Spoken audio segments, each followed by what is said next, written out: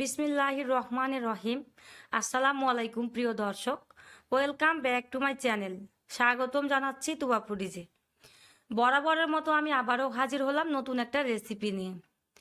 আমার আজকের রেসিপিতে রয়েছে কালাই রুটি, সাথে বেগুন ভর্তা আর ধনিয়া পাতার চাটনি। আসলে শীতকাল চলছে বর্তমানে, শীতকালে কিন্তু যে কোনো খাবার খেতে কিন্তু একটু বেশি ভালো লাগে। তার মধ্যে রুটি, এরকম গরম গরম কালাই রুটি আর বেগুন ভর্তা আর ধনিয়া পাতার চাটনি থাকলে কিন্তু বেশ জমে যায়। আমাদের চাঁপাইনবাবগঞ্জের একটা ঐতিহ্যবাহী খাবার হচ্ছে কালাই রুটি। আর এই কালাই রুটি হাতে কিভাবে বানাবেন সেটাই আজকে আপনাদের সাথে আমি শেয়ার করছি। অনেকেই কিন্তু হাতে রুটি বানাতে পারেন না, ভেঙে যায় কিংবা রুটিটা মোটেও বানাতেই পারেন না। আজকের রেসিপিটি দেখলে আপনাদের কাছে এটা ক্লিয়ার হয়ে যাবে। তার আগে ছোট একটা অনুরোধ, যদি চ্যানেলে নতুন হয়ে থাকেন তাহলে আমার চ্যানেলটিকে সাবস্ক্রাইব করার জন্য অনুরোধ রইল। আমি প্রথমে একটা বোল নিয়েছি, এর মধ্যে দিয়ে দিচ্ছি মেজারমেন্ট কাপের 1 কাপ ময়দা। চালের গুঁড়া দিয়ে দিচ্ছি, চালের আটা যেটা সেটা হচ্ছে 1/4 কাপ। আর আমি সবগুলোই কিন্তু মেজারমেন্ট কাপেরই বলছি। আপনাদেরকে আমি মেজারমেন্ট কাপের বলার একটা কারণ হচ্ছে আপনাদের সুবিধার্থে, এটা যাতে আপনারা বানাতে পারেন পরবর্তীতে। আবার আমি এখানে দিয়ে দিচ্ছি কালাইয়ের আটা 1/4 কাপ। চালের আটা এবং কালাইয়ের আটা দুইটা মিলে 1/2 কাপ হবে মেজারমেন্ট কাপের, আর সেটা হচ্ছে ময়দার চাইতে অর্ধেক। আর কালাইয়ের আটা এবং চালের আটার ডাবল হচ্ছে ময়দা দিতে হবে। লবণটা দিয়েছি 1/2 চা চামচ হতে একটু কম। এখানে লবণটা অ্যাড করে দেওয়ার পর সবগুলো মিশ্রণকে ভালোভাবে মিশিয়ে দিতে হবে, খুব ভালোভাবে যাতে অ্যাডজাস্ট হয়ে যায় সবগুলোই, সেভাবে মিশিয়ে দিচ্ছি।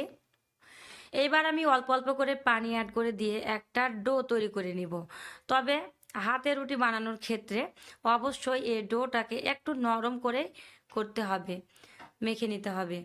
আর যেহেতু অনেকে আবার ভাবতে পারেন যেহেতু কালাই রুটি বানাচ্ছি তাহলে কি কালাইয়ের আটার পরিমাণটা বেশি দিতে হবে, না অবশ্যই সেটা করবেন না। সেটা করলে কিন্তু রুটিগুলো খেতে অনেকটা বেশি টেস্টি হবে না।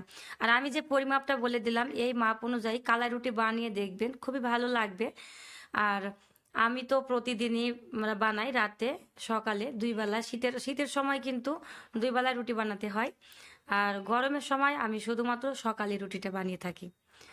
দেখুন আমি এরকম করে একটা ডো তৈরি করে নিয়েছি। এটা কিন্তু নরম করে, যেহেতু হাতে রুটিটা বানাবো তাই নরম করে মেখে নিয়েছি। এখন আমি এই আটা মাখার পর এটাকে রেস্টে রেখে দিচ্ছি 10 মিনিটের জন্য। আর এর মধ্যে আমি চুলার এখানে চলে এসেছি, একটা স্ট্যান্ড বসিয়ে দিয়েছি। এখানে আমি বেগুনের ভর্তাটা করে নিব। আমি এখানে ঘিওন বেগুনটা নিয়েছি। এরকম বেগুনগুলা কিন্তু বেগুন ভর্তার জন্য পারফেক্ট। তাই বেগুন ভর্তা করলে ভালো বেগুনটা নেওয়ার চেষ্টা করবেন। আর কোনো স্পট কিংবা কানা আছে কিনা সেটা দেখে নেবেন।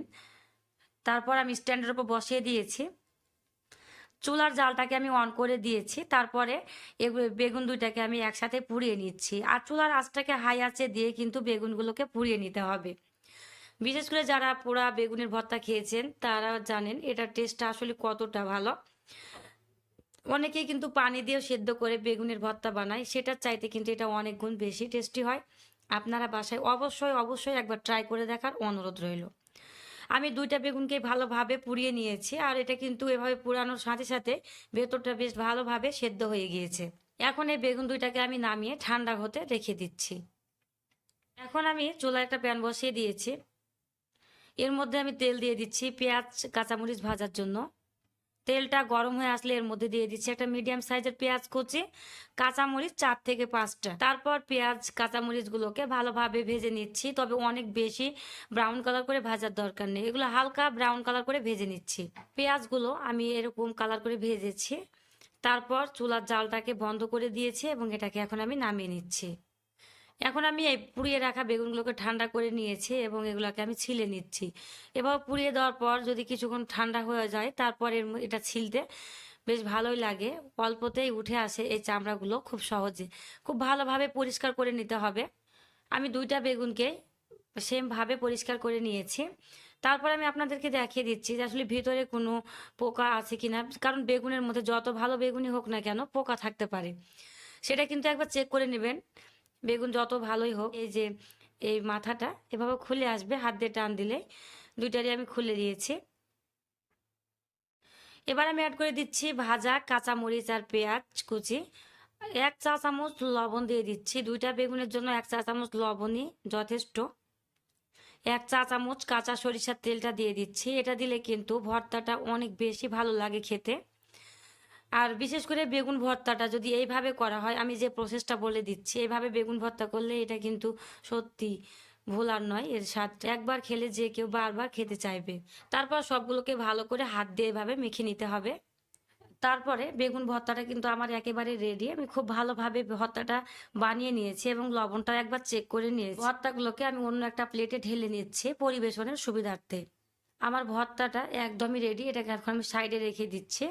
আর এর মধ্যে কিন্তু আমি চলে আসছি এই আটার ডোয়ের কাছে।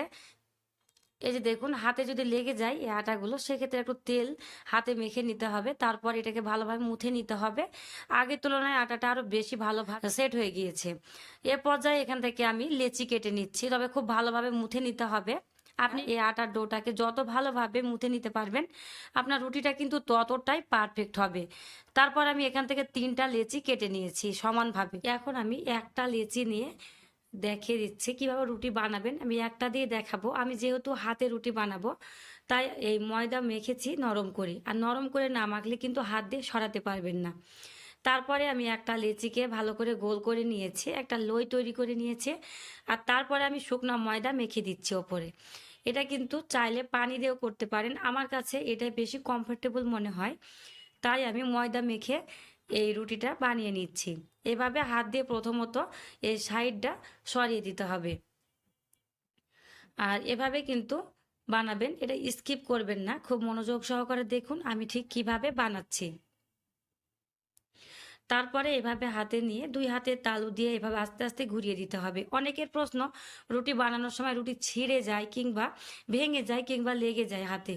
যদি এভাবে এই পদ্ধতি মনে রেখে রুটিগুলো বানান, সেক্ষেত্রে কিন্তু রুটিগুলো খুব ভালোভাবে বানিয়ে নিতে পারবেন। এবং হাতে বানানোর ক্ষেত্রে অবশ্যই হাত দিয়ে এভাবে ঘুরিয়ে ঘুরিয়ে রুটিটাকে সরাতে হবে। আর এটা অনায়াসে কিন্তু বড় হয়ে যাবে আর ভেঙেও যাবে না। ধারটা যদি একটু মোটা মনে হয়, সেক্ষেত্রে কিন্তু হাত দিয়ে একটু টেনে দিতে পারবেন। আর লক্ষ্য রাখবেন আমি কি প্রসেসে বানিয়েছি, এটা কিন্তু খুব সাবধানে। যারা নতুন তারা কিন্তু অবশ্যই খুব সাবধানে এই রুটিগুলো বানাবেন। দেখুন আমি কত বড় রুটি বানিয়ে নিয়েছি। তারপর আমি আগে থেকেই চুলায় একটা তাওয়া গরম করে নিয়েছিলাম, মাটির তাওয়া। খুব ভালো করে গরম হয়ে আসলে এর মধ্যে রুটিটা আমি দিয়েছি। কয়েক সেকেন্ড হয়ে গেলে রুটিটাকে আমি উল্টিয়ে দিব। আর এই কালাই রুটিগুলো কিন্তু এইভাবেই বানাতে হবে। আর কিভাবে এটাকে ভাজতে হবে সেটাও আমি আপনাদেরকে দেখিয়ে দিচ্ছি।